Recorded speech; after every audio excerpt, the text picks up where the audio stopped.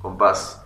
paso por acá para compartirles una nueva sección o bloque dentro del canal, al cual denominaré como efemérides astronómicas y otras hierbas. Este tendrá una periodicidad mensual en donde al principio de cada mes voy a adelantarles, cual adivino, los sucesos astronómicos más destacados que tendrán lugar en los próximos días. Principalmente enfocado en el hemisferio sur, desde Córdoba, Argentina, al centro del país. Sin embargo, también resaltando algunos sucesos de importancia más bien global. Y lo más interesante es que la info que compartiré no acaba con las oposiciones y conjunciones planetarias, las fases de la Luna o la lluvia de meteoros, sino que también profundizaremos en diversas regiones de la bóveda celeste que estarán accesibles en los diferentes momentos del año, exhibiendo una altísima riqueza astronómica. Lo que se conoce como objetos de cielo profundo, es decir, nebulosas, cúmulos abiertos y globulares, galaxias y, por qué no, estrellas dobles y múltiples. Y como si esto fuese poco, nos sumergiremos de una manera flexible, didáctica y divertida en diversos aspectos de la mitología o la cosmovisión primigenia que tenían las culturas prístinas o ancestrales sobre muchos de estos sucesos astronómicos. Así que por primera vez en un medio de divulgación contemporáneo vamos a intentar articular, al parecer, dos mundos incompatibles, el de la astrología y el de la astronomía. No porque yo pretenda hacer de la astrología una ciencia o incorporar elementos esotéricos a la ciencia astronómica, sino porque me parece que es hora de que los astrólogos aborden el de dónde venimos, en dónde estamos y hacia dónde vamos de una forma objetiva. Pero también es momento de que los astrónomos y los aficionados a la astronomía reconozcan y se enriquezcan de la antecesora de todas las ciencias, las astrologías orientales, que a diferencia de la astrología occidental o denominada tropical, la oriental sí se basa en los acontecimientos celestes reales, aportando muchísima data a la hora de predecir la posición de los astros, info sobre meteorología y otras hierbas. Y la verdad que resulta un método bastante sencillo a la hora de adaptar al calendario gregoriano. Incluso resuelve bastante bien la precesión de los equinoccios. Entonces, a este material lo organizaremos en tres grandes secciones. La primera, llamada Safari Astronómico o Voyagerismo Espacial, elijan ustedes. La segunda la denominaremos como Cuento Chino, que es la parte más mágica, esotérica y sensible de este material. Y por último, la tercera, abordaremos el calendario del mes, los acercamientos, las fases y la lluvia de estrellas. Empecemos.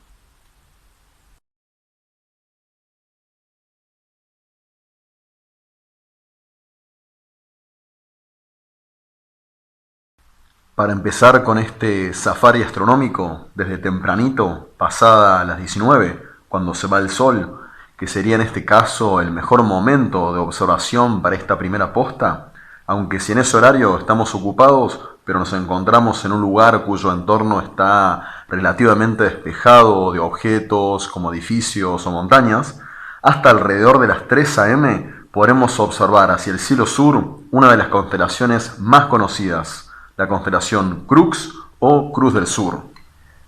Esta constelación fue apropiada por varias banderas y escudos del mundo, como ocurre con los países de Brasil, Australia, Nueva Zelanda o Samoa,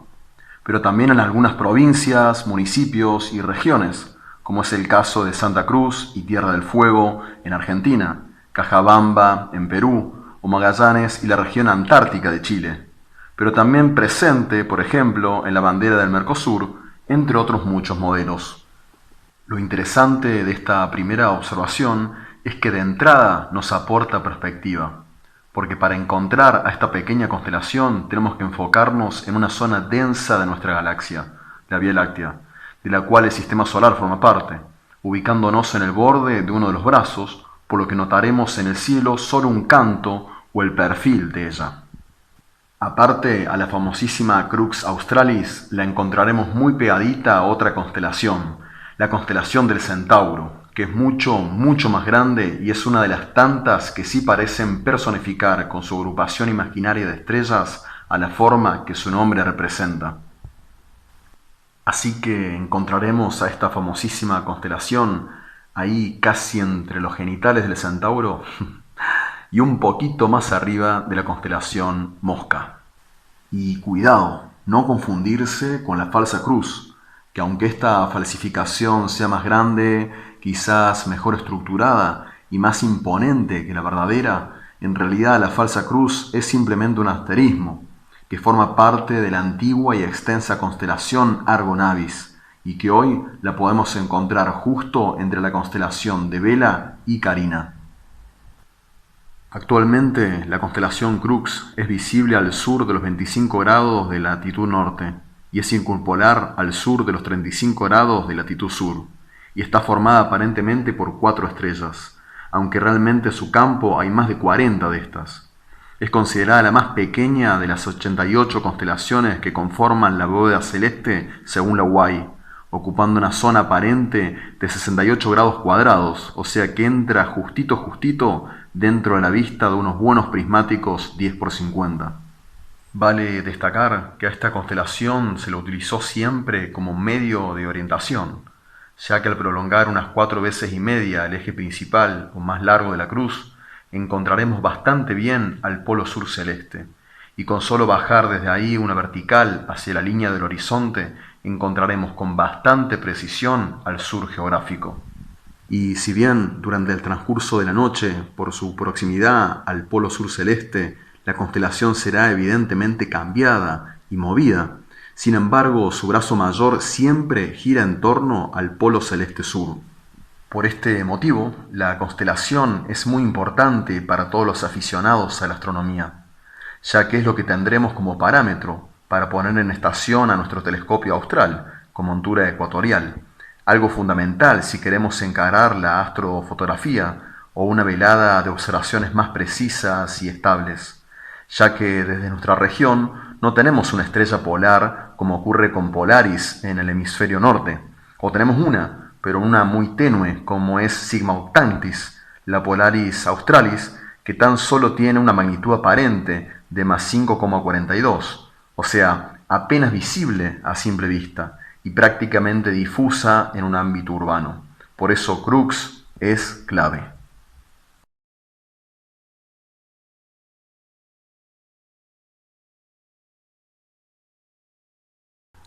Entre algunos de los objetos interesantes que tiene esta constelación podemos empezar por la estrella Alfa, Acrux o Alpha Crucis, que se encuentra por encima de los 320 años luz de nosotros, y que en realidad se trata de un sistema triple, o quizás múltiple, pero del que solo podremos distinguir 2 de estas estrellas. La primera, una subgigante blanco azulada, compuesta a su vez por 2 estrellas, mientras que Alpha Crucis 2 se trata de una estrella de secuencia principal, pero con una masa aproximadamente 13 veces la del Sol, ambas separadas por unos cuantos segundos de arco, por lo que puede ser disociada a través de un equipo de aficionado. Pero cuidado, que a unos 90 segundos de arco se observa con binoculares otra estrella que parece acompañar al sistema, con el mismo movimiento propio que Alpha Crucis 1 y 2, incluso llamado como A Cruz C, pero en realidad esta asociación es simplemente una impresión óptica, porque esta está a más del doble de distancia de este sistema, y parece estar incluso en una etapa diferente de evolución, o sea que no tiene relación física con este par o sistema múltiple. En cuanto al fin de estas estrellas, vale aclarar que es una conclusión bastante incierta, pero probablemente Acrux A termine como supernova, mientras que Acrux B puede zafar de este destino y convertirse en enana blanca, siempre y cuando Acrux A no la expulse del sistema antes de que eso ocurra.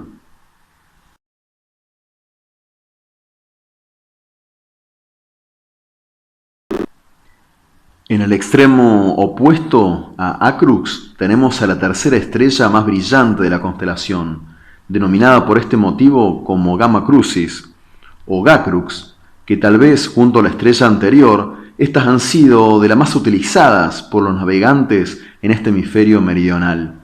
Y algo interesante es el contraste de color que genera este otro extremo de la cruz, porque la estrella Gamma se trata de una gigante roja, pero no cualquiera, porque al situarse a 88 años luz de distancia aproximadamente, es la gigante roja más próxima a la Tierra, con un radio mucho mayor que el Sol, hasta el punto de que si ésta estuviera en el centro del sistema solar, la estrella se extendería hasta la mitad de la órbita de la Tierra. En cuanto a su fin, se cree que la misma está terminando la fusión de helio en su núcleo, lo que parece apoyar el hecho de que sea una estrella variable semirregular.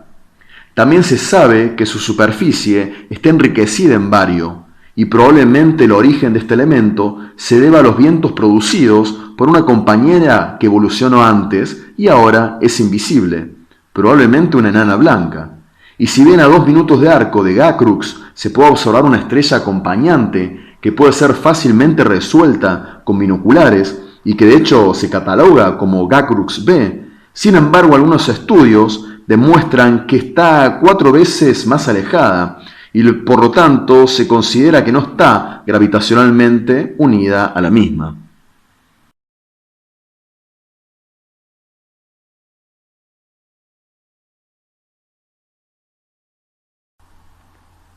Como tercer destacado, y el que personalmente considero el más interesante de los objetos que podemos encontrar en esta constelación, tenemos al cúmulo abierto conocido como el Joyero,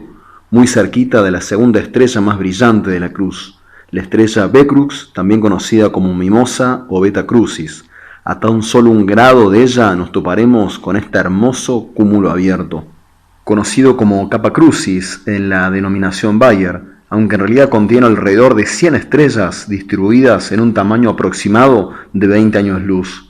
Y como sabemos que la distancia que la separa de nosotros es de unos 7500 años luz, podemos resaltar algo que siempre circula en el ámbito de las plantadas, y es que la luz que vemos hoy en día fue emitida desde el cúmulo incluso mucho, pero mucho antes de que la construcción de las grandes pirámides de Egipto sea incluso pensada. Por otro lado, es importante aclarar que en los cúmulos abiertos, a diferencia de las constelaciones, sí existe una relación entre las estrellas, las cuales están ligeramente unidas por la gravedad,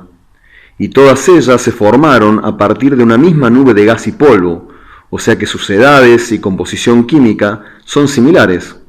Y si bien los cúmulos abiertos son más jóvenes, tienen menos estrellas y son mayoritariamente estrellas azules en comparación con los cúmulos globulares, por ejemplo, este cúmulo abierto es conocido como el joyero justamente por la variedad de colores que se pueden observar en las estrellas que lo componen, donde resalta una brillante estrella central que es una supergigante roja, la cual contrasta con las estrellas azules que la rodean.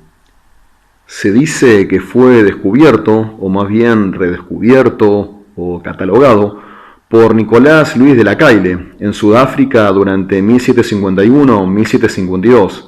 y fue nombrado el joyero en 1830 cuando Sir John Herschel, después de observarlo por telescopio, lo describió como una caja de diversas piedras preciosas de color.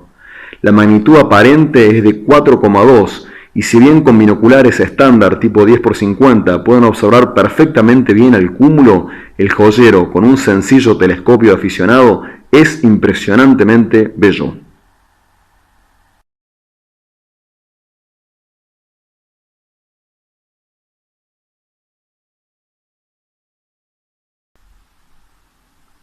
Para ir cerrando esta primera constelación, en la Cruz del Sur también encontramos a la conocida Mancha de Magallanes o Nube Oscura de Magallanes, llamada así por el contraste que ésta genera con las nubes que trataremos al final de esta sección.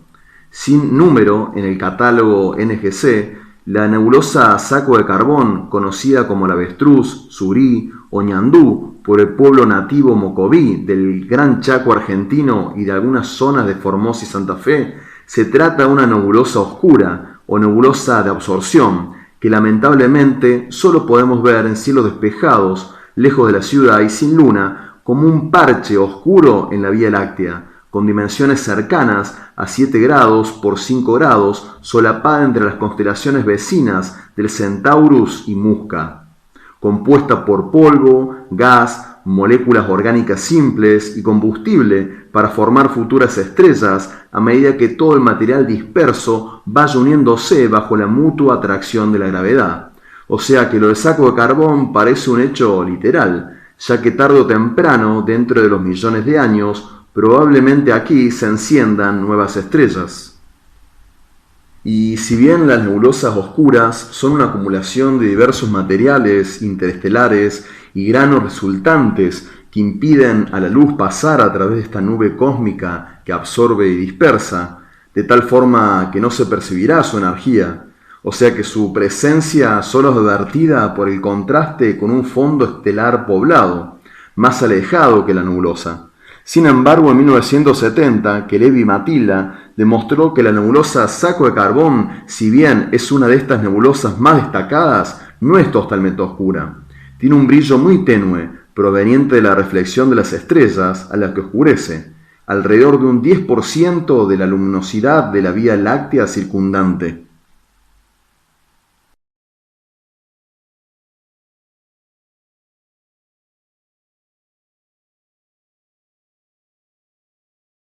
Una vez que identificamos a la constelación Crux y al asterismo denominado Falsa Cruz, podremos distinguir entre medio de estas dos zonas del cielo a una tercera cruz. Aunque a decir verdad este asterismo se parece más a un rombo, pero bueno, sigamos con esta idea de hacer cruces con la estrella del firmamento y la llamemos Cruz Diamante. Si bien esta asociación de estrellas es más complicado si se hace desde la ciudad, ya que la que conforman el rombo son más débiles que las estrellas que constituyen a las otras dos cruces. Sin embargo, en uno de sus extremos, quizás donde parece encontrarse la estrella más brillante de este rombo diamante, podremos sorprendernos al observar con unos prismáticos sencillos o un pequeño telescopio que lo que estamos viendo ahí se trata en realidad de un cúmulo abierto, y el que personalmente más satisfacciones me dio cuando observé con mis primeros binoculares. El denominado Pléyades del Sur, por su semejanza con el cúmulo abierto más famoso, aunque un poco más pequeño en el cielo, o conocido por algunos como el cúmulo Huello de Gato, por su característica forma, está constituido, a excepción de Zeta Carinae, su estrella más brillante de magnitud 2,7, por estrellas muy calientes de color azulado de la secuencia principal, que van desde las 60 hasta quizás las 150 estrellas, pero que con un equipo iniciático podremos discernir alrededor de una docena, y quizás algunas más, como se puede apreciar en esta imagen hermosa de IC 2602. El mismo se encuentra en la constelación de Carina y a una distancia aproximada de unos 480 años luz de la Tierra, abarcando una extensa área del cielo, alrededor de unos 50 minutos de arco, que además de tratarse de uno de los cúmulos más bellos para observar con binoculares, este se convierte en una hermosa referencia para ubicar una de las zonas más ricas de la bóveda celeste, ya que si nos desplazamos hacia arriba y un poco a la derecha, aunque suena un poco raro decir todo esto en astronomía, así todo con esta referencia nos toparemos con la nebulosa de Carina.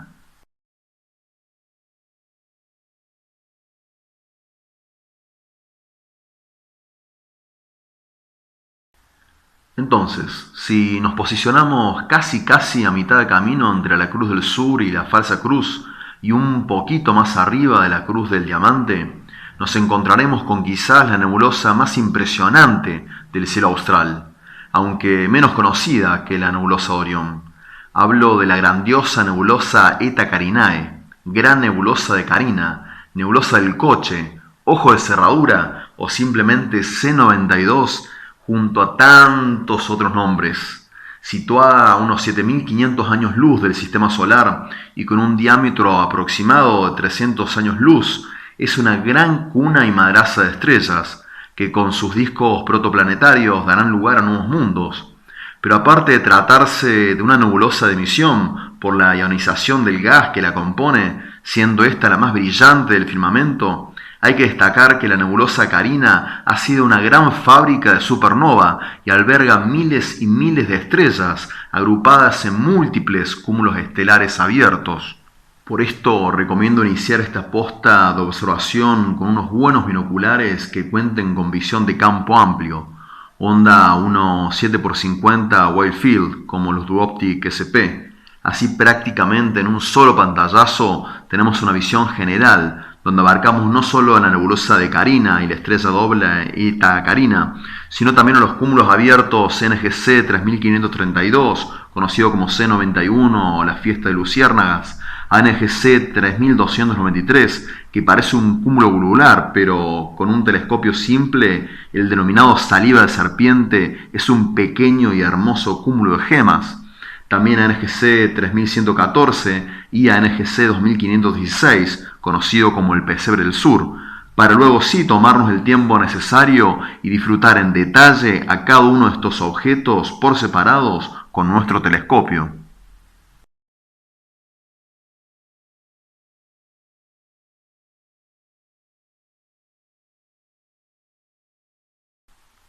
Uno de los objetos más notables que sobresalen dentro de la región es la masiva estrella Eta Carinae, una estrella azul considerada de las más masivas de la galaxia, con una masa 150 veces mayor que la del Sol probablemente, situada a una distancia aproximada de unos 7.500 años luz de nosotros, cuyo brillo inestable ha variado a lo largo de los años, por lo que se sabe que es una estrella variable, llegando a magnitudes aparente tan grandes que en algunos momentos de la historia se posicionó junto a Sirio como las estrellas más brillantes del firmamento, o sea, superando incluso a Canopus. Sin embargo, desde finales del siglo XIX fue menguando hasta dejar de ser perceptible a simple vista desde 1900, aunque actualmente su brillo está nuevamente en aumento poco a poco, y después de múltiples episodios eruptivos, sobreviviendo a explosiones increíbles, considerada por ello como una impostora de supernova, se prevé un futuro violento, pudiendo incluso explotar como una supernova o como una hipernova y formar un agujero negro en cualquier momento. Esta estrella binaria, aparte de eclipsarse desde nuestra visual en intervalos de 5,5 años, recíprocamente por su compañera en la emisión de rayos X, está rodeada por una compleja nebulosa formada por dos lóbulos de gas y polvo, de aproximadamente medio año luz de diámetro, más un enorme disco gaseoso en el plano ecuatorial, todo producto del remanente de la gran erupción que tuvo esta en 1843, bautizada a su vez por esto como la nebulosa del homúnculo, por el argentino Gaviola, después de sus observaciones en Bosque Alegre, Córdoba, siendo esta nebulosa la única que se conoce de su tipo en toda la galaxia. Vale destacar que Enrique Gaviola fue discípulo de Einstein, Max Planck y Born, entre otros grandes, convirtiéndose en uno de los fundadores de la física y la astronomía en Argentina, y el primer sudamericano en recibir la beca del IED, a la vez que un comprometido con los derechos humanos, corporificando, por ejemplo, la resistencia contra el régimen nazi de la época.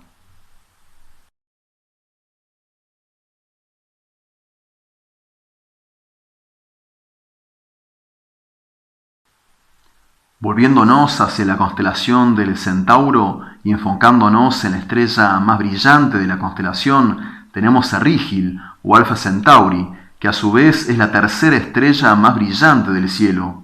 Y además de tratarse de una estrella doble que podremos observar con telescopio a más de 100 aumentos, es el sistema estelar más cercano a nuestro sistema solar. Así es, y encima una de sus estrellas es muy similar a nuestro Sol, a lo que probablemente se suma un tercer componente al sistema alfa, Aunque no del todo confirmado, la denominada Próxima Centauri, la estrella que actualmente se considera más próxima a nosotros, aunque invisible a simple vista, se trata de una enana roja, pequeña y débil, cuya luz tarda un poco más de 4 años en llegar hasta nosotros, mientras que el Sol lo hace en tan solo 8 minutos. Lo más llamativo, quizás, es que se han detectado datos curiosos que hacen viable la presencia de exoplanetas en la región, que según estimaciones, alguno de estos podría encontrarse en zona habitable, o sea, donde la temperatura es lo suficientemente amable como para que exista agua líquida en su superficie.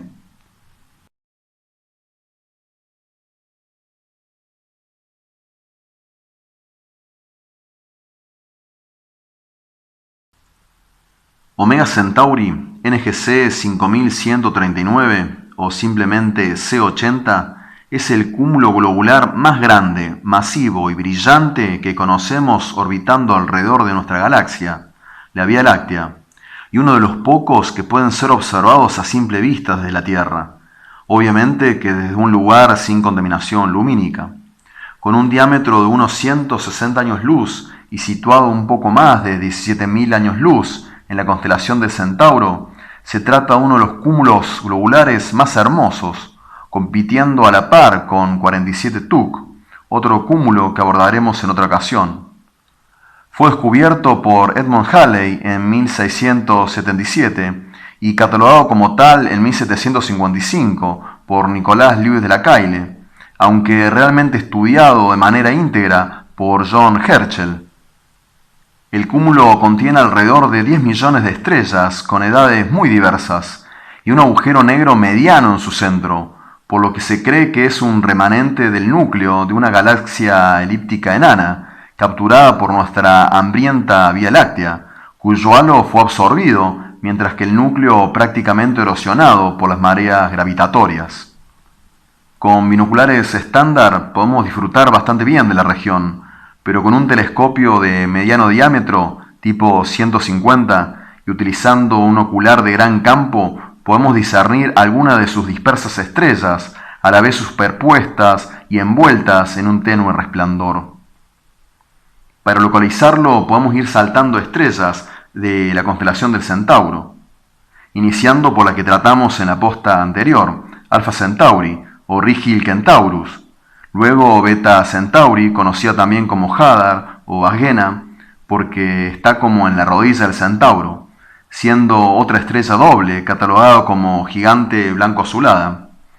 pasando luego a la estrella Epsilon, considerada como un azul caliente, porque no se ha confirmado si es una estrella gigante, subgigante o de la secuencia principal, hasta llegar a Zeta Centauri, otra subgigante blanco azulada, y ahí sobre la espalda del Centauro prácticamente, y más o menos a la misma altura que Alpha Lupi, pero hacia la otra dirección está C80, el cúmulo globular Omega Centauri.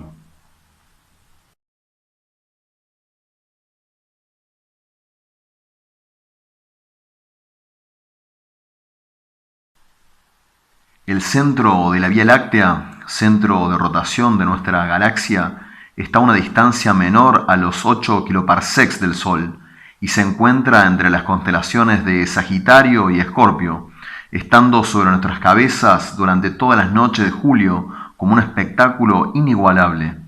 Desde mi localidad el mejor horario para su contemplación es tipo 22 horas, pero ustedes busquen esta posta cuando las constelaciones nombradas estén sobre el cenit, y en lo posible háganlo lo más alejado de la contaminación lumínica para hacer posible y más provechosa la observación. Esta zona de la Vía Láctea, densa y brillante, conocida como Sagitario A asterisco o estrella, alberga probablemente en su centro, como sucede en la mayoría de los núcleos de galaxias tipo espiral y elíptica, un agujero negro supermasivo, equivalente a 4 millones de masas solares, aunque obviamente inobservable de manera directa. Aparte, vale aclarar que el polvo interestelar bloquea nuestra visión, por lo que el centro galáctico no puede ser estudiado mediante el espectro visible, el ultravioleta o por rayos X de baja potencia. O sea que la información que se posee sobre el centro galáctico proviene de observaciones por rayo gamma, infrarrojos, ondas de radio o rayos X de alta potencia. Para su localización podemos tomar como referencia a la estrella Antares, la Alfa Scorpii, considerada a su vez como una de las más brillantes en la eclíptica, y como supergigante roja que es, la observaremos como una hermosa estrella de color rojizo, que representa el corazón del escorpión. Así que al seguir la forma de signo de pregunta característico de la constelación, al final nos toparemos con los cúmulos M7 y M6,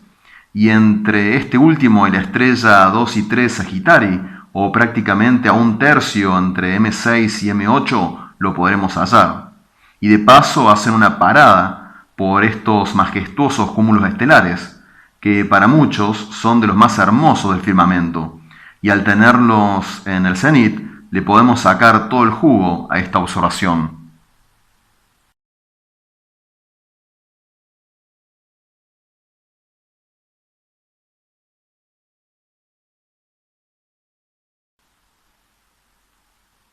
Con este video hemos ubicado el perfil de la Vía Láctea, como también localizado algunas de las estrellas más brillantes sobre la eclíptica. Y a partir de esto aprendimos a discernir unas 7 constelaciones destacadas de las 88 que conforman el firmamento.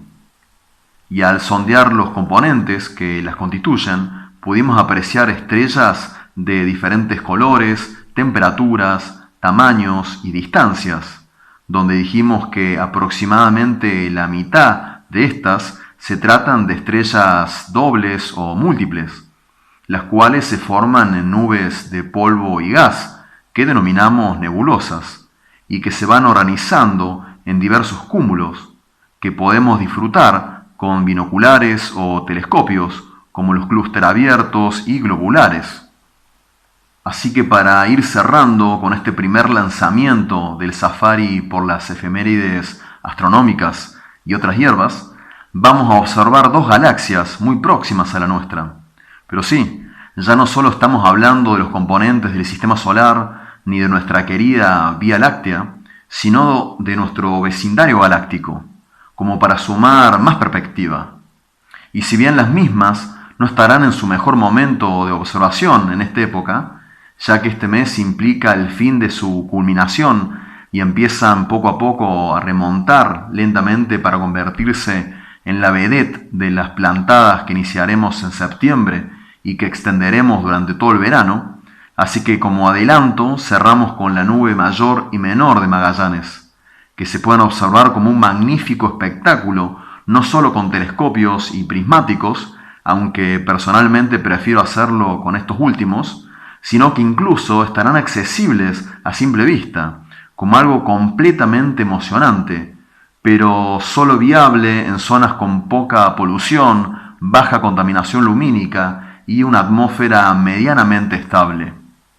Las nubes de Magallanes son 2 galaxias enanas que aparecen como pequeñas manchas blanquecinas opuestas a la constelación Crux desde el punto de vista del polo sur celeste. En cercanías a las constelaciones Hydrus, Mensa y Bajo Tucana, son visibles durante todo el año desde Argentina, porque son circumpolares, pero desde este mes hasta noviembre empiezan a ascender poco a poco para ser más accesibles. Por eso estas constelaciones están dentro de las más australes, junto a Octans, Hydrus y Volans, que por ejemplo son inobservables desde el hemisferio norte.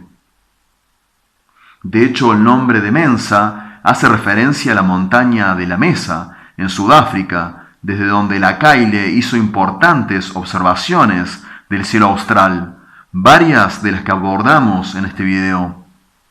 Las nubes de Magallanes son 2 de las 3 galaxias vecinas que podremos detectar a simple vista, formando parte del subgrupo local de Vía Láctea, conformado a su vez por unas 30 galaxias estudiadas a la fecha. Y dentro de estas son de las más cercanas a nosotros, aunque no justamente las más cercanas, como se estimaba.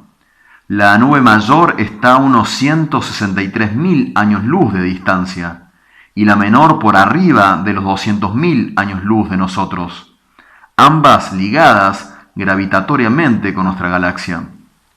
Estas fueron notificadas por primera vez en el continente europeo por la tripulación de Magallanes, allá por el 1520, y son catalogadas como galaxias enanas irregulares. Sin embargo, se cree que la mayor anteriormente fue una espiral barrada que se ha deformado por la interacción gravitatoria con nuestra galaxia. Así que lo mismo que pasa con la galaxia enana de Sagitario, Vía Láctea se comerá estas nubes en un futuro muy lejano. Y para cerrar, algo sugestivo es que la luz que estamos observando en ellas se emitió aproximadamente cuando el Homo sapiens recién comenzaba su evolución.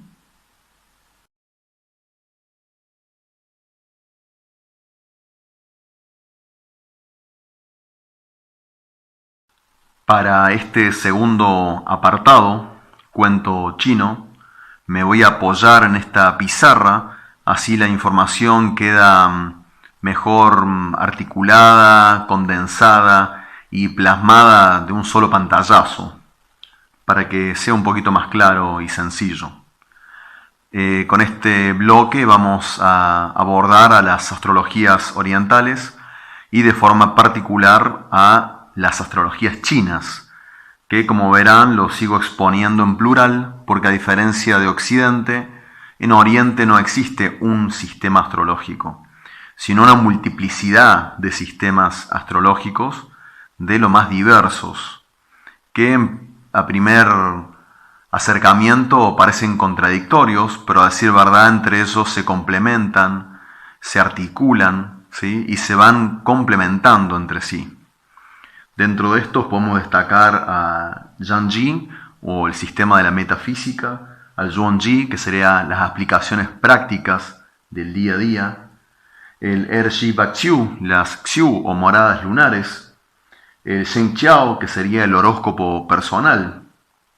el Zitsu, que serían los 4 pilares correspondientes al año, el mes, el día y la hora, Patsi, que serían los 8 caracteres, donde aparecen diferentes polaridades, elementos, animales, y se empieza el sistema a complejizar, y por ejemplo el Qi-Men, ¿no? Donde está oculto el soberano o el comandante. Pero en realidad cuando estuve en China hay cientos de sistemas, y digo cientos de forma literal, ¿sí? Yo simplemente nombré algunos que son los más conocidos al día de hoy. Y lo interesante de esto es que estos sistemas se basan en primera medida en el Jinli, en el calendario lunisolar, y también el Qiazi, en el ciclo sexagesimal. O sea que de entrada las astrologías chinas responden a un método híbrido de cronometraje, que tiene en cuenta tanto la órbita de la Luna alrededor de la Tierra como la órbita de la Tierra alrededor del Sol. De hecho, esta primera simbolización se da con el Tai Chi, con el símbolo del Tao, donde el Yang, la parte clara, se asocia al Sol y el Yin, la parte oscura, se asocia a la Luna. Pero también podemos divisar dos pequeños componentes, que es en la parte Yang un pequeño Yin y en la parte Yin un pequeño Yang. De hecho, cuando empieza a crecer el Yin y a abarcar más espacio, a desarrollarse, en su punto máximo aparece el pequeño Yang. Así empieza a crecer el Yang, que cuando llega también a su punto máximo, donde hay mayor espacio luminoso, aparece el pequeño Yin, su opuesto. O sea que es un movimiento eterno y sin fin de transformaciones. Algo que podemos ver tranquilamente en las estaciones del año, que son cíclicas, o las fases de la luna, o el denominado analema, que es esa curvatura que describe la posición del Sol en el cielo, si todos los días del año lo observamos a la misma hora y desde el mismo lugar, generando esa especie de 8 en el cielo, muy similar al Tai Chi, que representa este sincronario lunisolar. Sin embargo, los sistemas astrológicos de China no solo se realizaron con los registros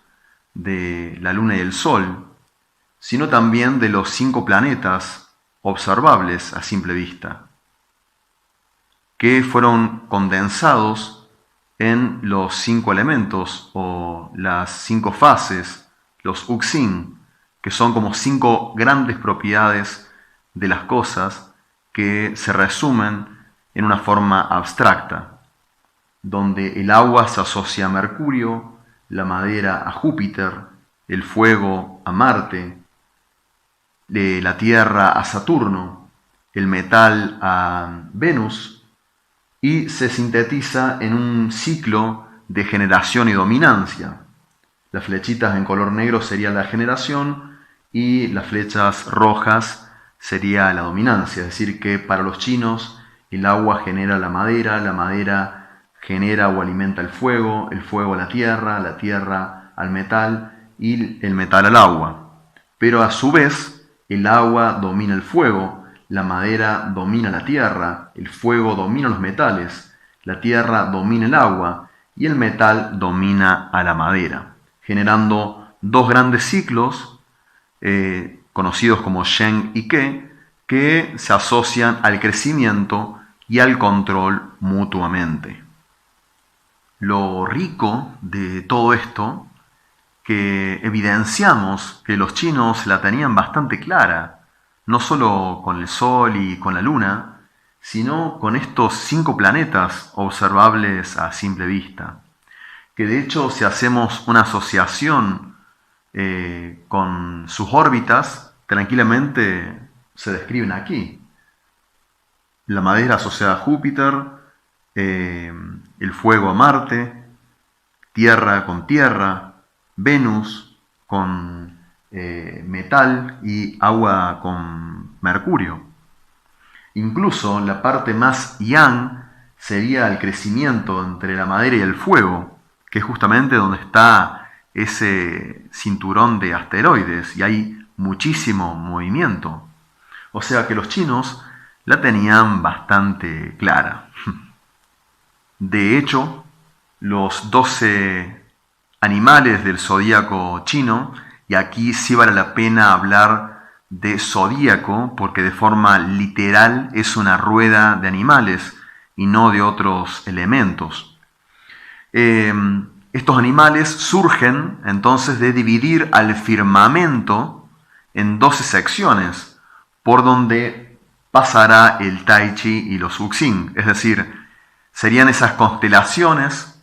que los chinos armaron en esta eclíptica por donde de forma relativa pasará el Sol, la Luna y los 5 planetas observables a simple vista. Y en esto es sorprendente cómo culturas distanciadas geográficamente, como las que se desarrollaron en África, en América, Asia y Europa, por ejemplo, compartieran un mismo zeitgeist, como una especie de espíritu de la época, ya desde que de un remoto pasado y en algunas ocasiones sin influencia o contacto intercultural, se manejaron principios y conclusiones muy similares, como esta de los 12 signos. Ahora,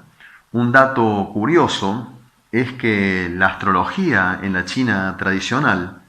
era una actividad rigurosamente de Estado, ya que toda la nación estaba identificada con su soberano, y éste poseía por un lado al astrónomo, que se dedicaba a la observación directa del cielo y a los registros astronómicos, mientras que el astrólogo realizaba las interpretaciones. Por lo cual cualquier persona que se animara a realizar observaciones, interpretaciones o incluso registros astronómicos y terrestres estaba penado incluso bajo pena capital, si no contaba con el consentimiento del emperador. Esto los llevó justamente a que los rebeldes e incluso algunos estudiosos de la corte se fueran alejando poco a poco de la observación directa para pasar a tablas en la que aparecía la posición planetaria y la consulta de efemérides, para justamente evitar ser descubiertos por la corte real. Y esto nos lleva a dos formas de registro que son muy, pero muy interesantes. Uno denominado el Xian Tian Pakua, o el Pakua del siglo anterior, y el otro el Hou Tian Pakua, que es el Pakua del siglo posterior. Dos patrones de conocimiento que funcionan más bien como un axioma, donde están constituidos por trigramas, líneas de 3, donde las líneas enteras están asociadas con lo yang y las líneas partidas con lo yin. Pero al mismo tiempo, cada uno de estos trigramas responde a uno de los uxin, a una de las 5 fases o los 5 elementos. Por ejemplo, en el Hou Tian Pakua responde muy bien al ciclo que vemos dibujado acá. Entonces, Li se asocia al fuego, que sería el verano, Kun a la tierra, que sería finales de verano, la época más húmeda, Tui se asocia al metal, que sería el otoño, al igual que Chien, al metal. Por debajo tenemos a Kan, que está asociado al agua, al invierno. Después le sigue la tierra, que sería ese cambio o transición entre el invierno para pasar a la primavera. Todos los cambios se asocian a la tierra, a la época de transición. Después sigue Chen, que sería el trueno, asociado a la madera. Y por último, Sun, el viento, asociado también a la madera.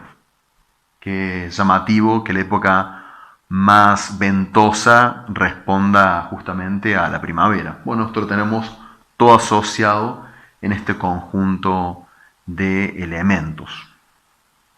Y esto nos conduce quizás a lo más maravilloso de los registros astrológicos chinos, ya que si nos enfocamos en los patrones Pakua,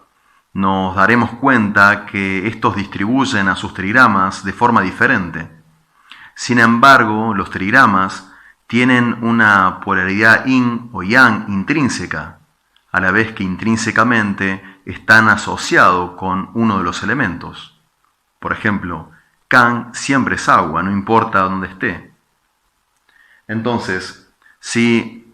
volvemos un poquito hacia atrás y nos basamos en las referencias que le di, se darán cuenta que solamente existe una asociación de elementos que sean del mismo elemento, pero con polaridad complementaria en este eje. Ya que en Xian Tian Pakua el circuito de los trigramas estará más bien asociado con un ciclo de generación, y solamente en este eje aparecerá el mismo elemento con polaridad cambiada. Sun es madera, Chen es madera. Sun es madera yin, Chen es madera yang. O sea que Xian Tian Pakua está asociado a la madera, y la madera tiene relación con Júpiter. Mientras que en Hou Tian Pakua el circuito de trigramas está más bien asociado con un ciclo de dominancia. Hagan el ejercicio en sus casas según las referencias que le di. Pero solamente en este eje aparece una asociación con la Tierra. Kun es tierra yin, Ken es tierra yang. La Tierra está asociado con Saturno. O sea que el patrón del cielo anterior está asociado a Júpiter y el patrón del cielo posterior a Saturno.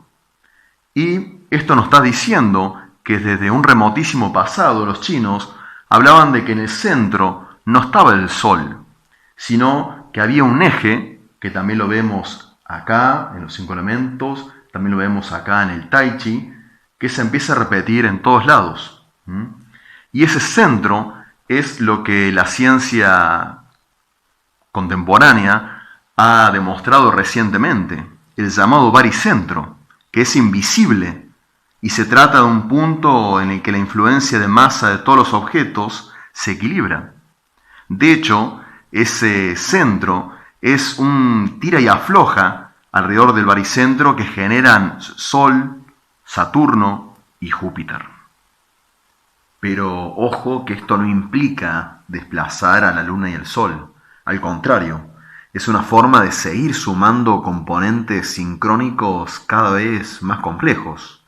ya que este patrón también se ha utilizado para marcar los saros, que implican 84 eclipses, debido a que los saros contemplan periodos de unos 18 años, 9 del cielo anterior y 9 del cielo posterior, después del cual la Luna y la Tierra regresan aproximadamente a la misma posición en sus órbitas, una manera ancestral de predecir eclipses, donde encontramos 42 eclipses solares y 42 eclipses lunares. En resumen, las astrologías orientales han tenido como base al calendario lunisolar chino, con foco en las influencias que producen Júpiter y Saturno a nuestro sistema. Por lo que este calendario se estructuró desde la dinastía Xia, o sea, la primera civilización china, aunque obviamente sufrió algunas modificaciones hasta estructurarse prácticamente como lo conocemos en la actualidad, desde la dinastía Xishan, o sea, desde el 1600 a.C., conocido por entonces como el Non Ming Li, o el calendario de la cosecha. Es decir que desde tiempos ancestrales ya habían amalgamado un ciclo sexagesimal, el Chiazi, sistema que se utiliza hoy para medir tiempos y grados, y era utilizado durante muchísimos años para coordenadas en la antigua astronomía y trigonometría. Solo que este sistema se configuraba de una manera muy peculiar, a través de un binomio común entre las denominadas 12 ramas terrestres, que son esos 12 animales o sectores de la eclíptica, con 10 tazos celestes, que en realidad no es otra cosa que estos 5 elementos en sus configuraciones yin-yang. Por eso no es 12 por 10, sino ese binomio común. Es decir, que el tiempo en este calendario se mide en un gran ciclo de 60 años, que implica a gran escala 5 vueltas completas de Júpiter, de 12 años cada una, y 2 de Saturno, de unos 30 años cada una, organizada en 3 pequeñas estructuras de 20 años cada una, que implican las grandes conjunciones. Entonces, si nos basamos en esta organización temporal, podríamos describir, según el antiguo pensamiento tradicional chino, que este mes de julio estamos vibrando bajo la energía de la rama terrestre número 8, denominada como Wei, para nosotros cabra u oveja, que según los chinos se extiende desde el 7 de julio aproximadamente hasta el 8 de agosto más o menos. Y está vibrando bajo una energía tierra, porque es el final de la estación china, pero también con un poco de energía fuego, como vemos acá. Para los chinos, este signo es uno de los más faltos de energía, porque representan justamente el nacimiento del yin, pero también es la rama más pasiva, considerada dentro de las más dulces, pacíficas y compasivas. Y también se consideran como un signo más bien arraigado a la familia y habitualmente necesita más apoyo que el resto de signos. Necesita guía que le brinden una especie de seguridad o anclaje. En realidad porque la cabra es también una gran soñadora y escapista, que incluso puede huir con su imaginación hacia mundos encantados y de ensueños antes de enfrentar la realidad. La compañía del ávido caballo y el preciso e incluso puntual gallo aportan a este signo un verdadero equilibrio. Por eso se puede apoyar de estos signos en personas, tiempos o direcciones, ¿sí? Sin embargo, el mayor beneficio de la oveja se encuentra en la unión con el cerdo y el conejo en el triángulo denominado oriental o de la triangulación madera, asociada a la familia, las relaciones íntimas y la salud. O sea que debemos fortalecer, según los chinos, este mes estas energías, ¿sí? Y los quiebres que se dan con la oveja tienen que ver con el buey, que sería este año, el dragón y el perro. Sin embargo, sus combinaciones integradas dan lugar a la denominada cruz literaria, que es símbolo de arte, de dones y habilidades creativas.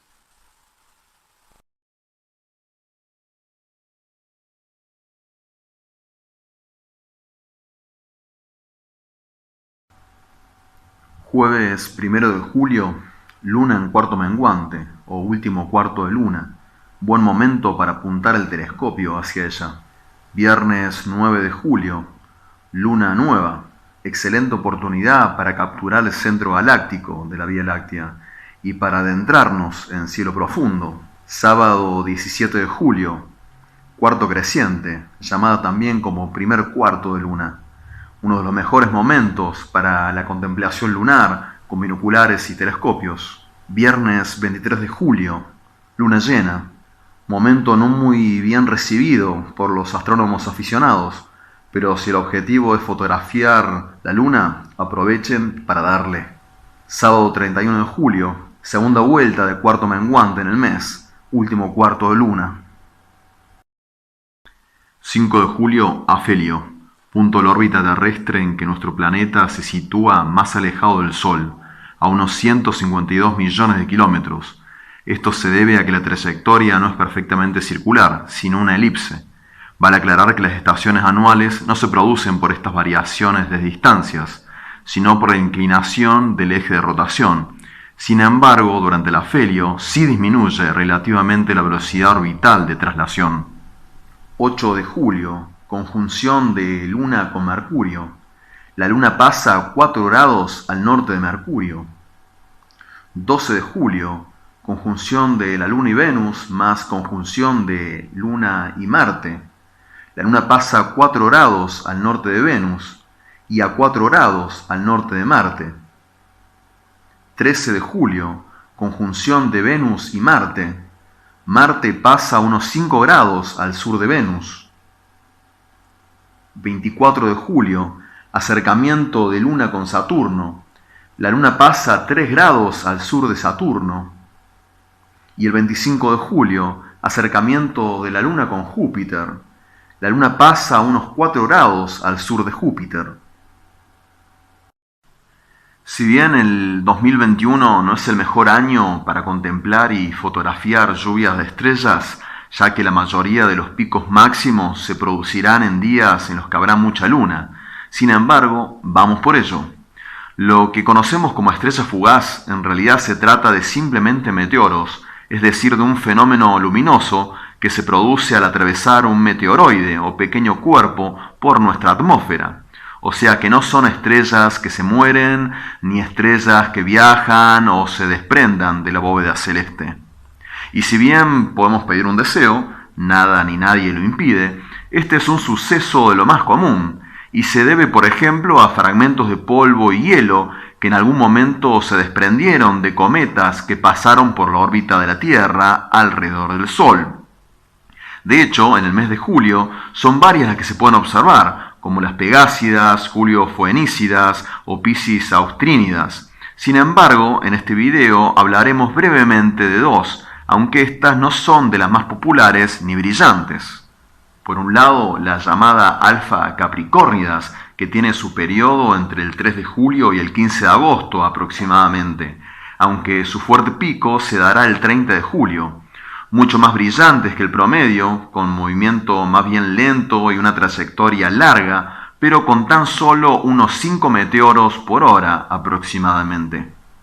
Y por otro lado tenemos al clásico de julio, la lluvia de meteoros Delta Aquáridas, que tendrá un periodo activo entre el 12 de julio y el 23 de agosto. Sin embargo, su pico máximo será casi finalizando el mes, el 29, el 30 e idealmente el 31 de julio, aunque lamentablemente estos serán más débiles que el promedio, y la cantidad de estrellas fugaces que veremos por hora será menor a 25 meteoros. Para encontrar sus radiantes, es decir, desde dónde parecen provenir estas lluvias de meteoros, aunque se trata simplemente de un efecto de perspectiva, buscaremos a las constelaciones de Capricornio y Acuario, nos alejaremos de la contaminación lumínica y de la luna. Lamentablemente esta aparecerá cerca de la medianoche, que es el mejor momento para la observación de las lluvias, y estará un 50% aproximadamente de luminosidad. Y como ya dijimos, siempre buscaremos para las observaciones la ausencia de la luna o su luminosidad más baja, teniendo en cuenta también cuál es su posición respecto al horizonte. Así que bueno, a ser pacientes y disfrutar de algo calentito mientras pensamos en los deseos. Bueno, amigues, espero que este material sea puesto en práctica, porque como video es simplemente un incentivo o guía para el trabajo de campo diario. No olviden suscribirse, poner pulgarcitos arriba, y si tienen alguna duda o comentario para algo, YouTube hizo el espacio de abajo. Nos vemos.